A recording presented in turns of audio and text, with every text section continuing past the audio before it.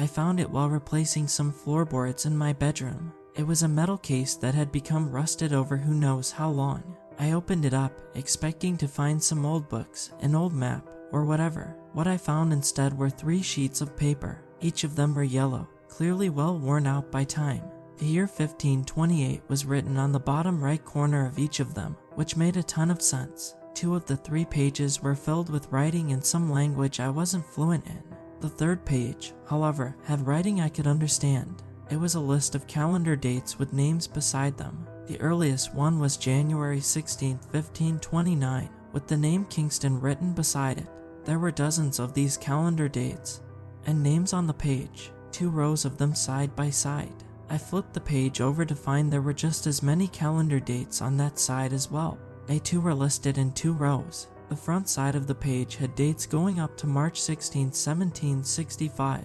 The back side had dates going up to January 1, 2029. I was curious as to who these were for. It looked like a randomized list. Whoever wrote these wrote them for a reason, but what was it? The closest day to the present day was April 29, 2023, which, at the time I read it on the paper, was the next day. I didn't think anything of it. It looked totally arbitrary to me. What were the surnames all about? I set the pages back into the box. Then I went on with my business. The next day, or more specifically, earlier today, I was sweeping my kitchen while letting some music play on the TV. As I went on with cleaning, the song that was playing slowed down. At first, I thought it was a glitch. There was no version of that song that suddenly slowed down like that halfway through. The song got abnormally slower and slower until it sounded like animalistic screeching. I turned my attention to the TV. The screech-like noises gave me chills, so I changed the channel to a different music channel. The same screeching was playing on that one too. I texted my friend, Ashley, but she told me they weren't hearing any screeching. It's just SZA. I turned the TV off.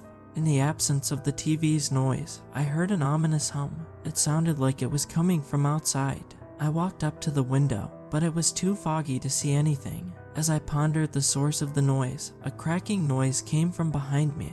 I looked back and saw that my TV screen was cracked. Right in the middle of all the cracks was something that confused me. Teeth. There were regular, human-like teeth sticking out of the screen. I heard something shatter behind me. I turned around and saw the ceiling light cover had shattered all over the floor. One of the pieces had a similar set of teeth growing out of it, with veins growing inside the glass, which appeared to be melting. What on this green earth is happening? I whispered to myself. I then heard what sounded like the shattering of the mirror in the bathroom. I was already weirded out by what I had seen so far. I didn't need to use the bathroom, so I wasn't going in there. There was no way I wasn't going to talk to anybody about this. I took a picture of the teeth, then sent it to my friend. A minute later, he responded to me with a string of messages. The same thing is happening to me. They're everywhere. I was just bitten by a shard of a kitchen plate. I'm bleeding right now. They bite. Once that was implied, I went cold. I swept up the shards of glass and dumped them in the trash bin. One of the plates in the cupboard made a sound. Not seeing this stuff happening was unnerving. I opened the cupboard and took the plate. As I set it down on the counter, I took a look at the site. The plate was shattered, with one of the pieces of course being adorned with teeth. This time, red veins were protruding from the piece as the piece melted. Maybe melted isn't the right term. More like it changed material, if that makes sense. The roar of a helicopter went right over the house. After it passed, there was a knock at the door, followed by a woman's voice. "Please answer the door. This is an urgent matter." I answered the door. A woman in a suit stood on my doorstep, holding an FBI badge. A scientific division of the FBI has detected a brash anomaly within this town, and so we will be closing it off, she said, with urgency. "You cannot leave the town without special permission. You will be notified face to face when the quarantine has been lifted." "So, this is about the teeth," I said. "We understand the teeth are concerning, and we will be doing whatever we can to stop them from growing," she said. "I'll definitely be keeping up with the news," I said. "We're going to be keeping this investigation, along with the anomaly, under seal, until we've determined it's appropriate to release information about them to the public," she said. "Have a good day." She walked away into the fog. I shut the door, thinking about the fact that the government was watching this. A slight pit formed in my stomach, as it occurred to me that this situation was so special, the FBI had to cover it up for a while. Most people wouldn't know about this event for years, considering the FBI only releases information when there's a public interest group or an FOI request remanded by the Justice Department. Where does this anomaly even come from? As I thought to myself, the bag covering the inside of the trash bin began moving until there was this tiny little ripping noise. Then I saw movement in the corner of my eye. It was the plate shard crawling by the sink. Its teeth were moving in a biting motion. A pit formed in my stomach. I reached into the cupboard for a cup to place on the thing like it was a bug, but every single cup had that freaky mouth on it. One of the cups happened to shatter as I was looking. I managed to sweep all that stuff into the garbage and threw it all outside. I threw the TV outside as well. The tickling I felt on the palm of my hand as I carried the TV by its sides didn't make me feel any better. Back inside, I put a cleaner pair of shoes on just in case I would accidentally step on one of those mouth things while walking between rooms. Luckily, my phone was still working and didn't have a mouth. My friend sent me a photo of the inside of the back of his TV. Veins had wrapped around everything and the batteries were bloated. I felt like puking. All of a sudden, everything was turning into a living thing. I took a hammer outside and smashed my TV a dozen times. Purple blood began dripping out of the cracks. I went back inside, not planning on even looking at that TV again. I sat on my couch, looking around to make sure no mutant creatures were crawling around in at least the living room. I texted Ashley about the thing going on in town. She lived only one town over, so she wouldn't have been caught up in this or informed at all. After I hit send, my message wouldn't go through. It kept giving me an error message. As I grew annoyed with the error, I recalled the sheet of paper with the dates. It couldn't be. Was it really hinting at what was happening today? I fished the paper out and looked at the date again. April 29, 2023. My name, although it was happening across town. But I guess I was supposed to be the main victim. I decided to go through each of the dates and names to see if the paper was legit. Many of the calendar dates had common names beside them. I typed the first one into Google to see which event it referred to. All that came up were official websites for various cities named Kingston. Advanced search parameters didn't help yield anything either. Kingston was such a common name, so of course nothing was going to come up. The 5 up the list only gave me the same lack of information. So was it a coincidence? I looked at each of the surnames, searching for a name that was familiar to me. One name stumped me. It wasn't a person's name. It was the Paris Catacombs. Just those 2 words with the date of September 16, 1788 written beside them. Thing is, the Paris Catacombs weren't named the Catacombs until 1786. So the paper it was written on had to have been written around then rather than in 1529. At first, nothing came up about the Paris Catacombs on that date. There weren't even any legends from 1778. In general, I decided to put the search terms in quotation marks, but nothing came up. I put a website-specific search parameter beside it in the search bar. Nothing. I put that search query in quotation marks. I found something, at the very least. It was a post titled Legends of the Paris Catacombs. The initial post asked for lesser-known legends from the catacombs. It seemed far-fetched since legends always seem to trend and get overblown. But one of the comments suggested something else. My great-grandparents lived in France. They had a story had been passed down for a couple of centuries that I've been told repeatedly throughout my whole life so far. Apparently, my grandpa's great-grandmother stumbled upon the catacombs and saw a yellow mist that moved on its own. She heard noises she had never heard before coming from deep inside the grave, and things she couldn't describe poked out of the mist. I always thought something like that would have made the news, but apparently nobody talked about it aside from her and 2 others, according to my grandpa. After a few dozen more empty searches, both with and without quotation marks, I came across one dated December 15, 1900. It was named Flannan. Upon Googling it, I came across an event that happened on the date in which 3 lighthouse keepers disappeared off the coast of Scotland. Their disappearance remains a mystery to this day, apparently. There are lots of articles about this. They're interesting. It turns out the cause really did seem unknown. Did it really just fly under the radar? Did some creepy thing just happen and nobody knew about it? Someone could have died and nobody would ever be able to find them again, and they wouldn't know why. The person who disappeared had to have known why. They experienced it firsthand. If they weren't dead but trapped, nobody would know. I felt cold thinking about it, so I moved on to the next familiar surname. Looking up Rugmass 1915 brought up images of a rundown house in Ohio. The origin of the house was unknown, but over the years, it was subjected to easily disprovable legends and accusations of paranormal activity. Between the 1850s and the 1910s, the property was owned by the Rugg family. That was the time most of the paranormal stuff was alleged to have occurred. I couldn't find anything about what supposedly happened there on March 10, 1915. In fact, there was a general lack of verifiable information about anything that went on there. Looking up November 24, 1974 Ackley Paranormal yielded results about a court case, one involving a house in New York that was ruled legally haunted by the New York Supreme Court back in 1991. The owner of a house that had a reputation of being haunted by ghosts had to admit to such a thing when selling the house. I couldn't find anything about what supposedly happened on November 24, 1974. I emailed both the owners and the previous owners of the house, asking them if they knew what happened at the house on that day. One of them, I'm not going to say who for privacy, got back to me. This is what their message read. Is this a day you randomly selected?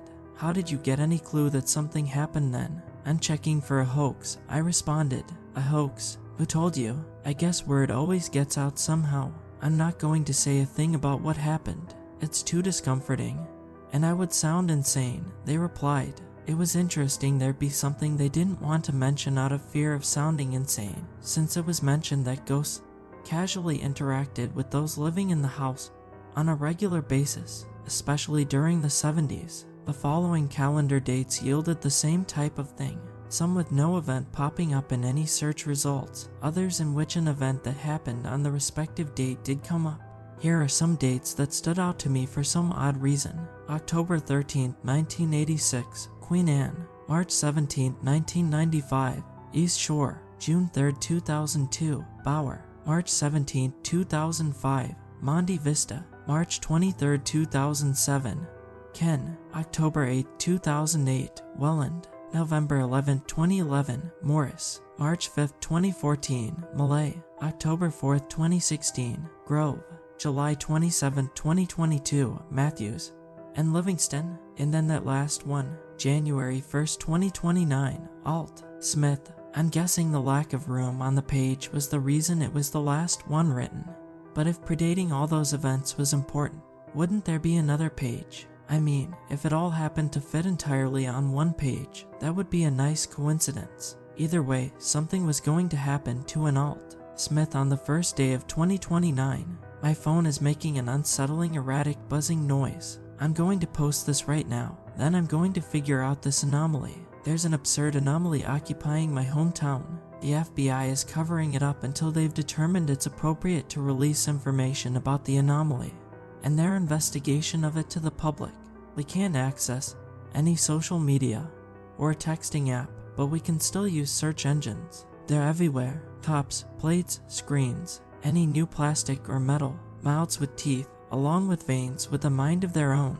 I've thrown away all my cups, most of my plates, and most of my electronics. I checked my car. Those little veins were popping out of the exhaust pipe. Nothing like this has ever happened to me before. I'm getting chills just thinking about it. And a list I randomly found one day. A list of dates, surnames, and names of towns, buildings, etc. written in 1528 predicted it.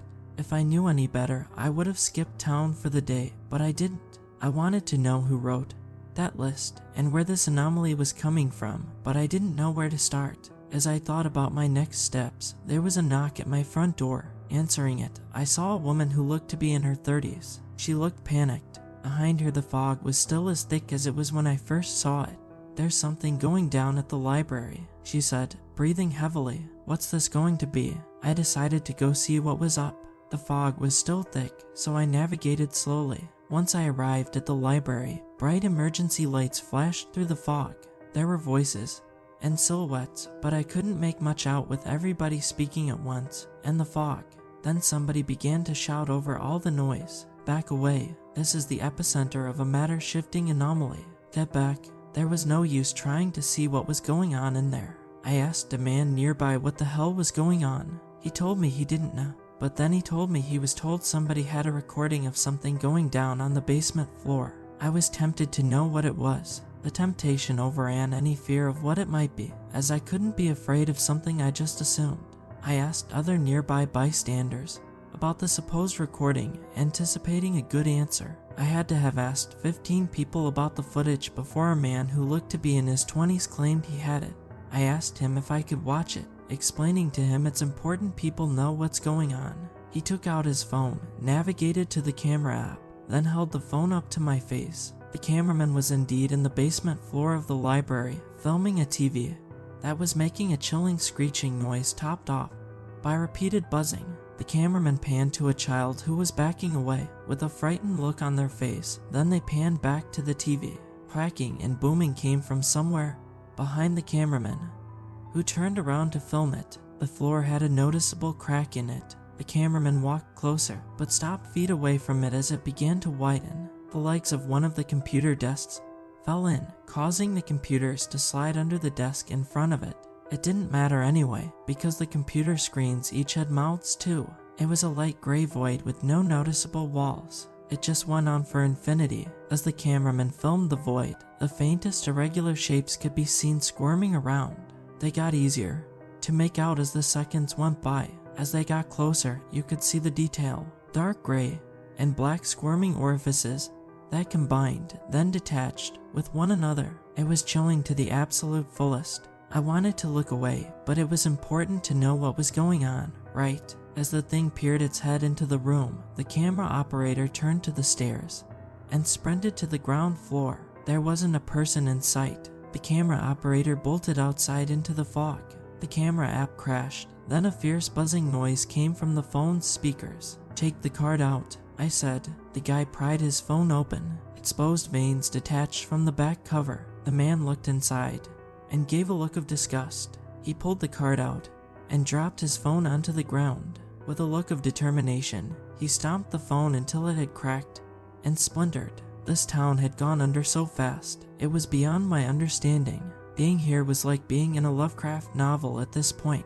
The only thing missing was a deranged cult that worshipped the spear. I wasn't going to stick around for such horror, so I desperately walked along the sidewalk, through the fog, until reaching what I assumed was the forest based on how much I knew the area. I walked at a slow pace, trying to control my breaths. I was determined to get away from the town of horror, but had to watch out for tree trunks on my way through the densely foggy forest. The forest was a better option than walking along the sidewalk only to eventually be turned back by people in suits. I was hoping my hopes of escape weren't blind, but I knew it would make sense if agents were patrolling some area of the forest. Either way, I needed to take a chance for survival. As I continued walking through the thick forest of bushes and trees, I took note of anything I could hear. It sounded as if every bird in the world was chirping at the same time. I heard footsteps cracking branches towards me. Were these agents? Seconds later, I got my answer. "Hey," a male voice called out. "You an agent?" "No, I'm trying to get out of this godforsaken place," I said, almost losing my breath. "Okay, good," he said, calmly. "We just need to speak to you." The sounds of their footsteps got louder, faster. Before I could process anything, a man knocked me in the head with a heavy object. I couldn't make out what it was, but it was enough to knock me out. I awoke some time later, laying in some bushes. The fog was still thick. There was a sore spot on my neck, and my head hurt nonetheless. I picked myself up, confused, realizing it was getting dark.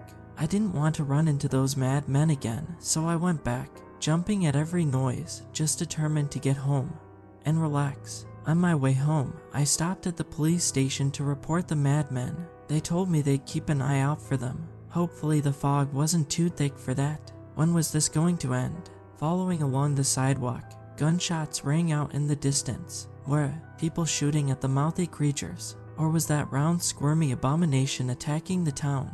I picked up my pace, not knowing what was happening, but hoping for my dear life the madmen weren't taking over or some crazy stuff.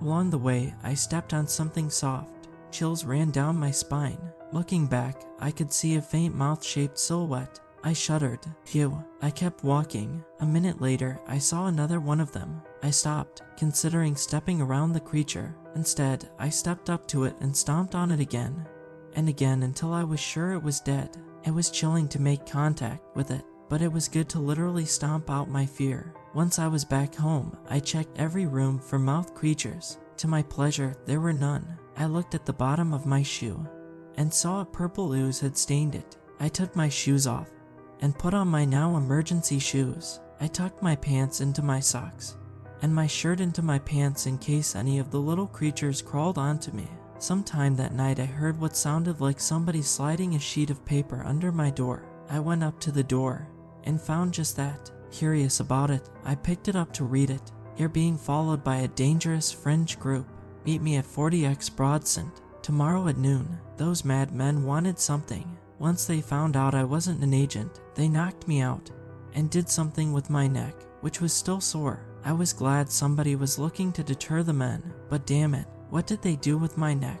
The next day, leading up to my walk to the other side of town, I used an old phone my neighbor had just lent me to Google the history of the town in hopes of finding a lead on who may have written the list of dates and names. I found out the first settlers were around in the 1700s, but the paper was written in the 1500s, so it must have been brought here all that time ago.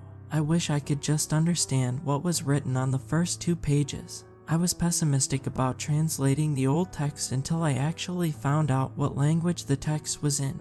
After some Google foo, I found out the language was Old English. Before I could start copy-paste translating the old text, the phone I was using started buzzing like crazy, which made me jump.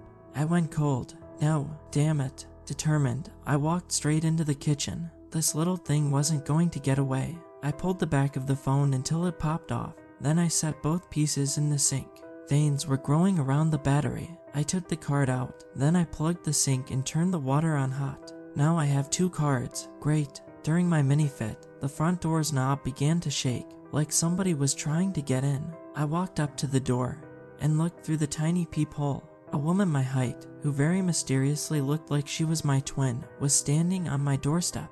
I opened the door, but before I could ask her if she needed something, she gave me a look of shock and confusion, as much as I was feeling in her presence. After a confusing conversation about who really lived at my house, the woman took out her ID and held it up to my face. It was an exact copy of mine. When I showed her mine, she too adopted a look of shock on her face. We exchanged a confused, awkward silence for a minute, until the seemingly mirrored version of me started asking me personal questions. If you're me, what are my siblings' names? She asked. If you're me, you don't have any, I said. We went back and forth until she asked me a rather specific question about a dog. She explained she named the dog Camilla, and that something happened to it, something she only ever told her veterinarian. It's quite personal, as I had been through the exact same thing with a dog bearing the same name. I'll just point out that I answered it correctly, 100%. I even brought up what breed the dog was and a detail she missed about its death. She adopted a look of pure surprise, looking as amazed as I felt, and I felt amazed as hell. We stared awkwardly at each other for a minute, until I broke the silence. How did you get here? I asked. I got lost in the fog, she said. I accidentally walked into trees and cars until I fell into this endless gray void. I saw a hole and didn't know where I was until some agents told me to turn back. I told her about the footage I saw of a freakish creature poking up from a gray void. As I described the thing, her expression dropped. I saw that horrible thing, she said, shaking. I can't get it out of my head. It was just a floating ball of, I don't even know. It was interesting to get a full description of the thing, but I still couldn't wrap my mind around it. It could hover, it looked like it was alive, as chilling as it is to type that. I led my other self inside. We both sat on the couch, amazed at whatever was happening between us. She pulled out a phone. I explained to her what happened to the 2 phones I had. She told me she found hers on the side of the road. She tapped an app that had a purple sphere as a logo. It brought her to an error screen. Oh God, she said. Now Nova isn't working. Nova? I asked.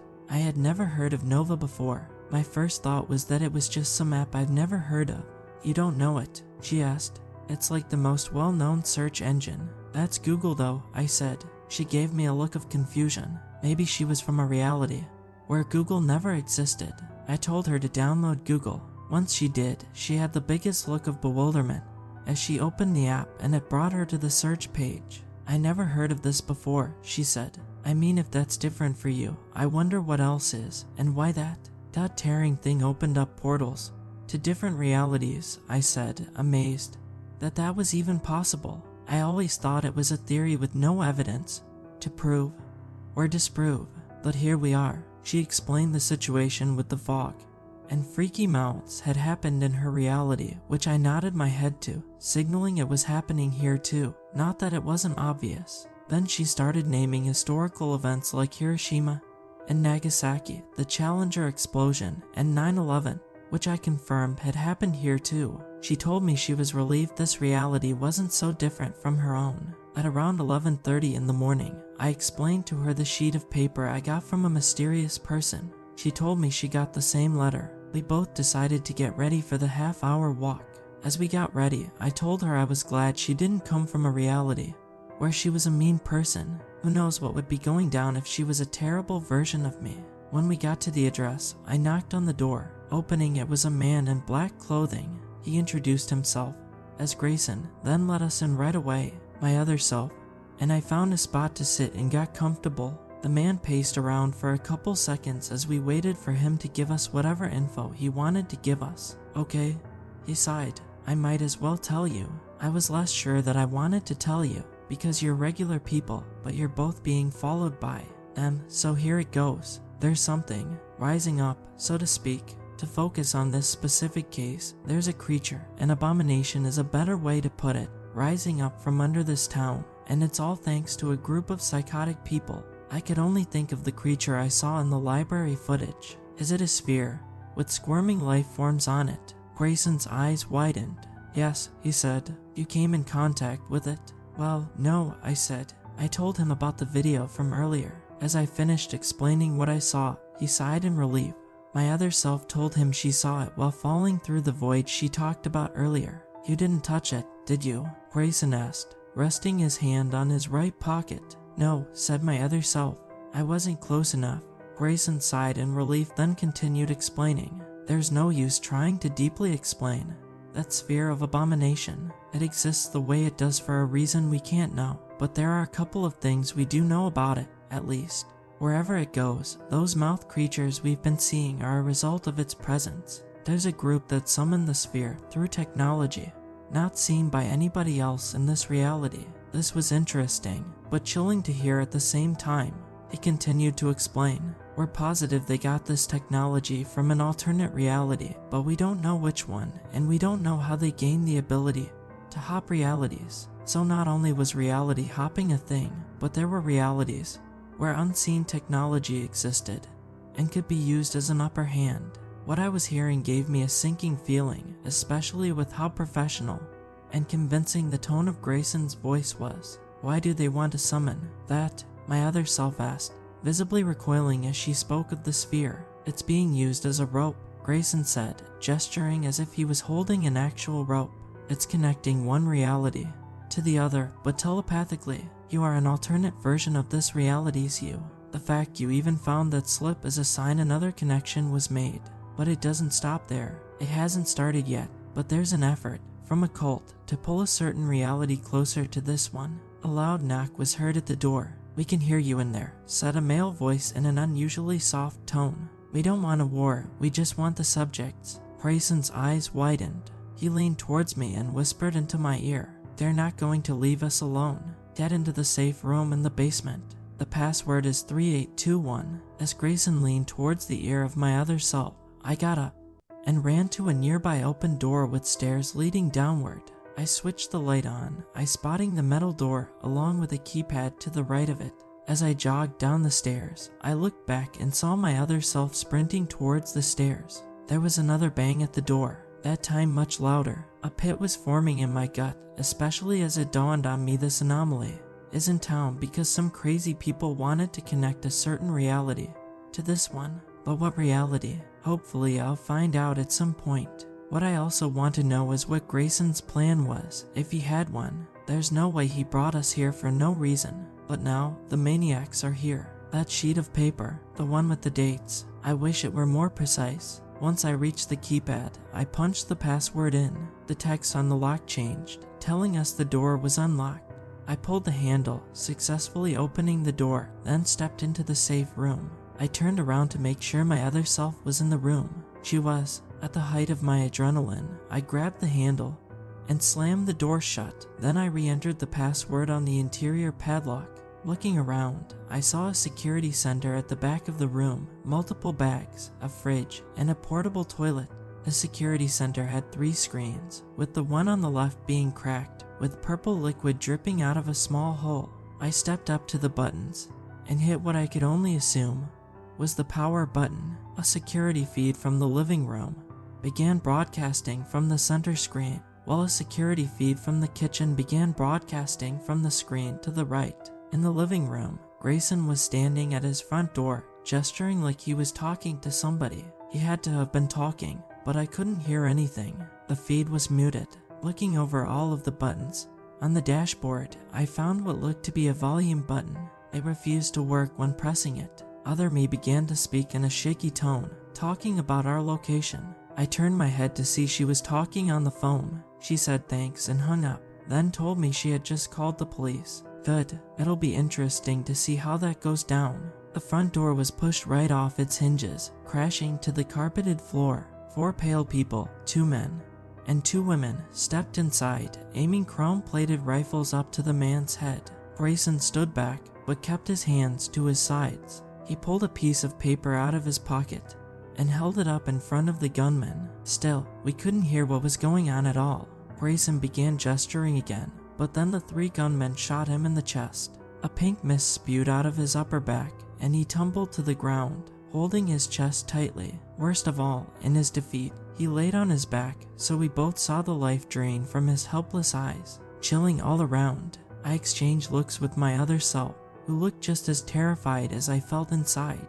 I don't know what's about to happen next. These maniacs want something from my other self, and so I'm hoping they don't kill us. As for why they need us, I haven't figured that out yet. But when I do, I hope I don't get hurt by them or their nightmarish floating ball, or the dread-inducing mouth creatures triggered by it. It's time to dive back into the sheet of paper that predicted this. A paper with the dates and names. Why was it hidden underneath my floor? Why did I have to be subject to one of the many events it hinted at?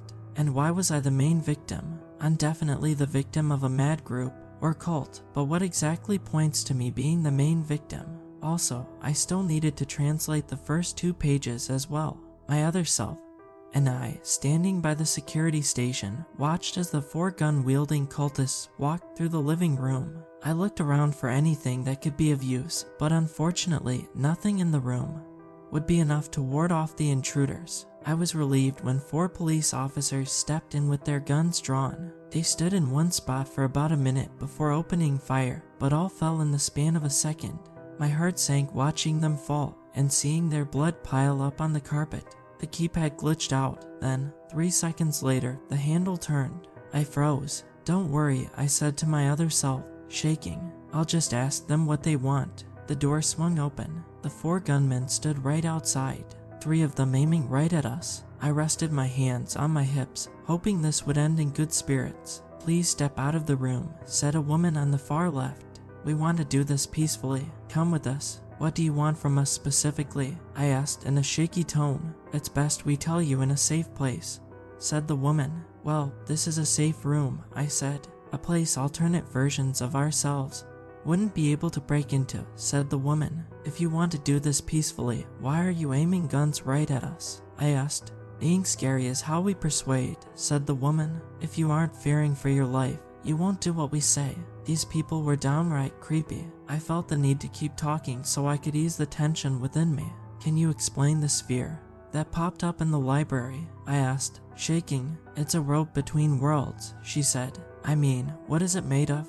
I asked. That's none of your business, she said. There it was, not knowing something filling me with dread. Please just tell me, I asked. No, the gunmen said in unison. 4 police officers hurried down the stairs into the basement and told the 4 gunmen to drop their weapons. One of the men told the officers the BS about being peaceful. Then the officers opened fire at them. A red mist flew out of the heads of 2 of the gunmen. The 2 who survived, one of the men and one of the women, shot at the officers, sending them all to the floor. "Why aren't there guns in here?" asked my other self. "What?" I asked. "We don't need guns." "Come on," said my other self. "You know we do." "I know you know we do." She was right. I wanted this to end peacefully, but self-defense was integral. The 2 remaining gunmen turned to us. "Don't you want to get out of town?" asked the woman. "Away from all the creatures." They were trying to persuade me. I was consumed by dread. I didn't know what to even do. Backup had to arrive at some point, and maybe they could take out the remaining gunmen, who were still adamant about taking me to someplace. "Where do you want to take us?" asked my other self. "We'll show you," said the male gunman. "Not enough," I said. "Just tell me where you want to take us." I began to hear more sirens. They blared louder and louder as the seconds passed. The 2 gunmen exchanged looks, then they put their rifles on their backs. For a couple seconds, I was both relieved and confused. I got my answer when they each pulled out a small handgun, or taser. They pulled the triggers, sending an electric shock through my body. I fell to the ground. A gunman dragged us across the cold basement floor, over the bodies that reeked an atrocious smell, and up the stairs. As the sound of marching boots rushed in, the gunmen dropped us on the stairs, reached for their rifles, and opened fire down the hallway. I was left on my stomach, so I had a good view. They put gas masks on as smoke filled the doorway. I couldn't move my hands, so I coughed like hell as the smoke entered my lungs. My eyes watered up as well, so I couldn't see what was happening anymore. Luckily, I could move my fingers again. Then, within seconds, my hands, feet, arms, legs, and once I could move every part of my body, I lifted myself up. My eyes and throat were still stinging, so I crawled down the steps until it calmed. I noticed my other self was crawling down with me. I won't forget how red her face was. The gunfight was still going by the sound of it, so I rested my head on the steps and waited it out. The gunshots rang out for another minute before everything went silent. My other self and I reached into each of the pockets of the cultists. The men had phones, wallets, and folded papers. The women only had folded papers. We read each of the papers, only to find out they each read the same thing. "Your truth doesn't exist. Only Knots is truth." Knots? Or what is that? Why is it spelled that way? We climbed up the stairs. Then, cautiously, I peeked around the corner. Another one of the gunmen was laying on the ground on the other end of the hallway with 4 holes in his upper back. Some officers were laying further away. My heart sank. As I looked at the horrible sight, I noticed a sheet of paper lying in between one of the officers' bodies and a door to what I guessed was a closet. Assuming it was the page Grayson was holding up, I told other me I was going to go fetch it. She asked me what I'd do if one of the gunmen was right around a corner. My heart sank at that possibility, so I grabbed one of the officers' guns, stepped over the 3 bodies, and plugged my nose to keep out the atrocious smell. Once I made it to the other side of the hallway, I bent down, jolted my head as I swore I thought I saw something moving in the corner of my eye, picked the sheet up, then tiptoed back to the basement door where I read what was on the paper. It was a bunch of random symbols. There was no way I was going to understand any of it. My other self told me she too was confused about it.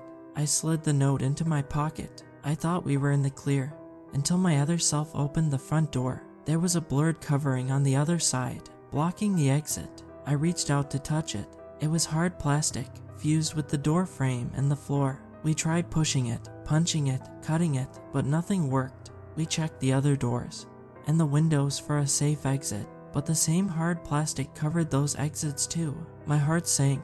We were trapped inside. My other self called the police. Then she told me the police said they were currently outside, trying, but failing, to get in. Wait, why? I didn't ask for this, and that smell was getting bad. Once we found something to cover our noses with, I told my other self about the pages I found underneath my floorboards. She had a look of disappointment on her face as she responded by telling me she wishes she could read them. I assured her, telling her I took pictures of them. All I needed to do was translate the first page for now, then the second one after we're done processing the first. I looked up an image text-to-text converter. Once I found one, I used it to convert the old English writing on the first page to regular text. Then I put it through an online translator. This is what it read. If you're reading this, it's because I'm stuck in the past. I'm from an alternate reality, in which I worked with an organization who tracked anomalies across North America. They were called Aerodeli, a powerful organization established in 2025 that was widely regarded with respect across the world. In the 10 years preceding the organization's creation, the rate of anomaly-type events across North America went down by 70%. Similar organizations were set up in other parts of the world, operating on different continents. 10 years after their creation, anomalies-type events went down by 80% worldwide. Creepy creatures were becoming a thing of the past. Governments guarded slips to different realities like they were atomic bombs. They were far worse than that though, I promise. In 2050, the US, China, UK, and South Africa all released reports about the most dangerous alternate realities. The HETR report. You won't believe the stuff described in those documents. A reality where a laser that turned entire planets into hellholes had hit Earth. A reality in which the second you enter, you get torn to shreds by the wind. Realities featuring invasions of all different kinds, and militaries did their best to keep the monstrosities from those places away from our reality. All was good until a psychopath showed up and destroyed everything we had. Her name was Erilyn Campbell. In 2056, she arrived and assassinated every head, every guard, and fried every server. Apparently that wasn't enough, because she then stole our technology. In the span of 10 days after her reign of crime, killer creatures had poured out of every slip in the world to the extent anomalies went up by 50%. We chased after her. We actually managed to find her in a reality where a giant jellyfish-like creature was floating above the Arctic Circle. From what I heard, that is, my team got eaten by a chilling creature I cannot begin to explain.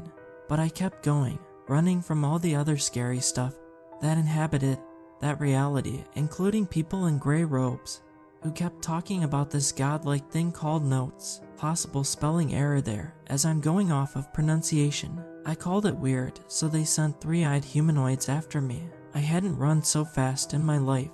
We made it to a town named Bradford in Ontario, Canada. I found Erilyn sitting on her porch. When she saw me, she looked back at her phone with a bored expression on her face. I took out my badge and held it up for her to notice. She looked up from her phone, eyed the badge, then got up from her chair and walked over to me. I told her exactly where I was from and told her I wasn't going to take any excuses for her behavior. She reminded me of Black Widow a little bit. She had a mostly deadpan vocal tone, and based on security footage from back at HQ, was quite stealthy. But she was a terrible person. She tased me, took my wallet, and tore up all of its contents right in front of me. She told me I wasn't going to be needing any of it where I was going. Ari sent me to a reality where everything was seemingly fine, but then she sent me back in time to that reality's past. When I found out what era I was in, all I could mutter was screw you.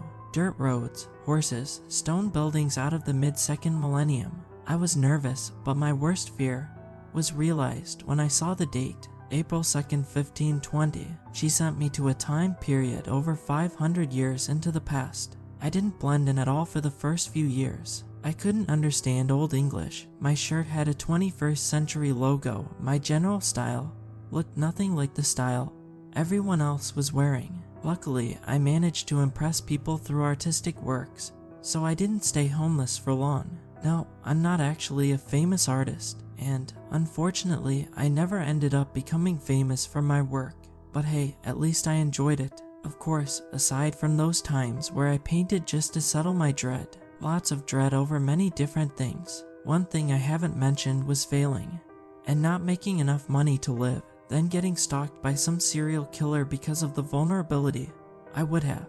I was glad I got to make enough money to get a house at all, otherwise I'd have to steal, and getting caught would mean being put in jail.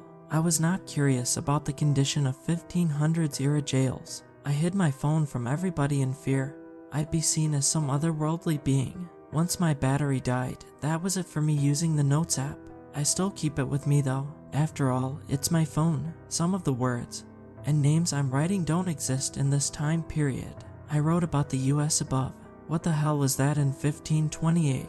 It doesn't exist yet. I'm praying somebody comes to rescue me. I'm in my 40s. If I don't catch the bubonic plague, I should live to see at least the 1580s. Hooray, that is unless I'm missing some facts. I never looked into biology and medicine all that much. I'm still scared as hell of catching a disease. I've probably used too much soap by now. Living in the 1500s is terrifying for a time traveler with no way home whatsoever. If you're reading this and you have the tech necessary, travel back in time to June 17, 1528, 2 days after I'm writing this, and meet me at Redacted, London, England. We can fight Erilyn and her cronies in her home reality. Here's some proof. Here are the dates of every major anomalous event that took place from 1528 through 2028, with an important extra entry from 2029. Written beside each are the names of relevant people and places. June 15, 1528. This was chilling to read. Imagine being sent back to the 1500s with absolutely nothing to do about it. No home or job either. Everyone you know is far from being born. Is Erilyn the head of the wild cult hunting me down? Is she the reason I'm trapped in this house? Chills ran down my spine as I thought, what if she comes here? And the reality with the creature over the Arctic Circle, is that one of the realities being brought closer to ours? Notes is not. I don't know, maybe it's a coincidence. That's just hope though. I also hope I don't starve to death in this house after all the food runs out. No, they want me for some reason. They very likely have backup. If it turns out they do, hopefully they'll lose and fail to make it to where I am. I'm currently hiding somewhere with my other self in case that happens. I'm not going to follow their cult. They brought a dark squirmy sphere here I got a sinking feeling thinking about just now. And they might be worshipping a giant jellyfish-like creature they want to bring closer to here. I just can't anymore. I'm cold. I hope the cultists don't find us. It's weird how that was the first page, but it read like it should have been the second. At least, the bit at the end. Unfortunately, I don't have time to translate the second page to see what's up, as there's a banging coming from downstairs now. I'm not sure why any of it happened. It just did, out of nowhere. Hopefully this is the last update. I was hiding, stopping myself from breathing loudly, as the sound of footsteps got louder and louder. My other self was covering her face as she lied to my left. I had a view of the bottom of the bedroom door through the crack between the blanket hanging off the bed and the soft carpet floor. The door was knocked right off its hinges, filling my guts with more dread. "You two can come out now," said a feminine voice. "I'm not one of those cultists, I promise." I exchanged looks with my other self. I didn't want to move. I wasn't just going to trust some random person. How did they get into the house when we couldn't? If the answer was advanced weaponry, that still ticked me off considering I hadn't heard of a rescue team on par with the cultists. And if it was a rescue team, they should give at least one sign. The blanket was lifted up, which was something I should have expected. A woman with black hair, who looked to be in her late 20s, looked where we were, her eyes widening as she noticed us. My eyes widened as well, my heart dropping as she looked at me. "You two can come out now," she said. "I got rid of the occultists. Well, all but one of them." She took out a badge, covering her name with her fingers, but she had a government badge. I crawled out from under the bed and stood up. My other self followed suit. "How'd you get in here?" I asked. "Knocking." "Portals," she said. "Portals," I asked. "Do you know anything about a sphere of monstrosity that had risen inside the library?" "Oh, yeah, it's still here," she said. "It's my next target." "Oh, hold on a second. I'll be back shortly." The agent took out a white handheld device and pressed one of the buttons on it. A white light popped up and expanded until a person could fit inside. The agent stepped into it, then it disappeared. "Well," I said, looking at my other self, who had a look of amazement on her face. "Yeah, that was interesting," she said. A moan echoed from downstairs, sending chills down my spine. Was that a cultist? My other self was pale already. "Maybe it was an officer," she said. "Yeah, that's what I do," I said, almost smiling. Why not assume the best if you can't tell if something is signaling anything bad or good? A silence fell between us as I heard the sound of a gun being cocked. We both got back under the bed, and my other self covered herself in clothing. I did the same. Their footsteps got louder and louder. It's possible this person heard us talking in here. If so, he probably heard exactly where our voices were coming from. I remained as quiet as possible just in case this person was a cultist. I saw some shoes along the floor. They stopped, and a loud gunshot made my other self. And I screamed. The bedsheet was lifted, and a pale-faced man looked under the bed. He had a jellyfish tattoo on his face. He let the bedsheet go. Then I watched on, adrenaline rising, as he walked over to my side of the bed. He lifted the bedsheet, and I saw his silhouette. It was somehow freakier than his actual face. "Get out," he said. "We're going now." I was frozen. I bet my other self was as well. She's me after all. And through all of this, I only barely got to be light about it. The man pulled away each of the clothes that were covering me, grabbed my arm, and tugged me out from under the bed. "No," I screamed. The man pushed me onto the bed. He took out an older-looking phone and showed me videos that will probably stick with me. The first video began with the camera operator filming the Statue of Liberty up close. They zoomed out, revealing a red UFO or something hovering above the bay, taking up most of the sky. It had a dozen pulsating bumps hanging off of it. The camera operator zoomed out further, revealing this living UFO had a black trim and was shaped like a triangle. It looked far from CGI or an AI-generated video. The video looked impossible to fake. The living UFO began to move eastward, sending chills down my spine. The second video showed a group of 8 people in gray robes sitting around a table, talking and laughing. It looked like they were in the CN Tower observation deck. I could see what looked to be the shoreline, but with different buildings lining the shoreline. At one point, one of the robed men stood up. The others went silent. Then the robed man spoke. "Tonight, we celebrate the 5th year of Note's presence," he said. "Anybody who opposes us will be subject to the following." I love this list. Electric poking, beating, forced teaching. It was a surreal video. The cultishness of the group gave me goosebumps. As he kept listing the punishments, I realized more so that I shouldn't type them. Another thing was the mention of notes. I had heard it before. I recalled reading about a creature named Knots before entering the bedroom in the first place, along with a woman named Erilyn Campbell from an alternate reality. Were these videos from her reality? Was this man a member of that cult? The third video showed a rear-end view of a truck speeding up a road at night. I focused on the rear headlights as they illuminated the road. As I did so, a dark creature. It almost looked like a tree, but it was also very animalistic in appearance. And it was sprinting, following behind the truck. I looked away, but the man told me to keep watching. Man, that thing was chilling to see. The video ended. Then the man slid his phone back into his pocket while asking me a very troubling question. "Are you ready for all of that? What even is that stuff?" I asked. I didn't want to be dragged into whatever hellhole I just saw. Is that really where these cultists want to take my other self? And the dread continued to pile up inside me. I felt there was no way out of this. I began to cry as the weight of this situation continued to get heavier. The man gave me a devious smirk. "Why did you need me specifically?" I sobbed. "They were able to stick a tracking chip in your neck," he said. "I bet the soreness wore off by now." That answers the neck question. What about my other self?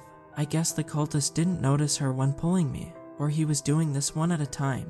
My question was answered as he told me to scoot to the corner of the bed, and as I did so, he reached underneath the bed and pulled my other self out. She screamed as he made her sit down on the bed. The cultist showed her the same videos and asked her the same question. Before she answered, a light formed in the corner of my eye. I turned my head and saw what looked to be the portal from earlier. It was back. That agent stepped back out, making eye contact with me, then looking over my shoulder, adopting a look of surprise. She jumped back into the portal, then stepped back out with a handgun and aimed it over my shoulder. "Set these people free," said the agent. "If you do, you can go back to your reality, but be monitored rather than sent to prison." "I don't need to worry about that," said the cultist. "No matter what you do to me, Knots will be watching." "I guess whatever helps your psyche," said the agent. "Tell me what you're going to do in this town." "As if this is the only town we've been popping up in," said the cultist, giggling monotonously. "Oh really, creepy man," said the agent. "I'm not telling you anything more," said the cultist. The agent pulled the trigger. The cultist tumbled to the floor. With a look more straight-faced than what would seem normal, the agent dragged Mr. Cultist into the portal. The cultist was frozen, mumbling on his way. A minute later, the agent stepped back out of the portal. To my delight, she told us she was going to get us out of here. She walked us down the stairs. Once we got to the living room, she blew a hole into the wall between the front door and the window. She stepped through the hole, and we followed. Lights flashed through the fog, but no one was making any noise. The agent stood close to us and pulled out her phone. Teeth were sticking out of the screen. What is happening here? The agent asked herself. The phone buzzed, falling out of the agent's hands and landing with a thud on the concrete. Once a clearing opened up in the fog, I could see red veins squirming out of the charging port. My stomach clenched at the sight. The agent stomped on the phone over and over, cracking the screen and splintering the case until purple fluid was oozing out of the charging port and the sides. The fog got thicker again, covering the damaged phone. The next thing she did was walk us to the library, telling us to keep quiet. On the way, I dreaded going in there to witness the sphere, so once we arrived, I told the agent I didn't want to go in. She told me all I needed to do was stand under any of the windows and call the police if I heard any screams from inside. She gave the same mission to my other self, who asked her what I was wondering. Why would she go in alone? It's just what I'm used to, she said. I love it. She walked away, disappearing into the fog. I made my way over to the building, taking slow steps to ensure I wouldn't bump into anything. I was hoping there'd be more clearings, but there was only one behind me. Once I reached the building, I tripped over the fence, but picked myself back up and stood under the window. After about a minute, I started hearing gunshots. As I listened in, somebody called out to me, "Hey, come with us right now." I could see their silhouette, but they were still. I asked them who they were, but they didn't answer. Chills ran down my spine. Listening through the window, I could hear a croak, along with more gunshots. I also began to hear footsteps walking along the grass. They got louder and louder. The damn tracking chip. I needed to get this thing out of my neck. I was grabbed by the head and put into a headlock. The adrenaline was rising again. I couldn't think of anything to say other than, "No, where were the government agents when you needed them? Is something going on over there?" asked a male voice. "Everything's fine," said the man holding me hostage. Typical, Chuse. The man covered my mouth and brought me to the ground. As he tackled me, I noticed the fog was getting lighter. I could see the silhouettes of nearby cars and buildings, then the outlines, then their actual appearance. Two men in suits ran up to me. They argued with the cultist, then eventually pulled him off of me. I felt relieved. I glanced back at the library. A wild, chilling croak made the ground vibrate. I could hear some crashing and smashing coming from inside the building. I began to be able to hear the noises with greater clarity, as if all the windows on the building had been smashed. The agent better be winning, I hoped. I couldn't see anything, but the sounds I was hearing were putting me in a frozen trance. They were so erratic and sinister. I couldn't explain exactly what I was hearing aside from the croaking and some animalistic screeching mixed together. They were rough. Not knowing who was winning kept me on edge further. There was a loud but soft explosion, then the screeching and croaking stopped. Seconds later, I began to see the outline of the library. Black liquid was leaking out of each of the windows. The front door was opened, then the sound of quick footsteps ran across the grass, getting louder and louder. I could see the outline of the agent. She was running by a couple men in suits. "You need to tell us exactly who you are and who you're affiliated with," said one of the men. "Well, my name is Erilyn Campbell," said the agent. "As for my affiliates, how about I write a report for you guys?" The agents told her that was fine, where to contact the FBI to give the report, and who they were. They left with the cultist, who was aggressively attempting to break free from their tight grip.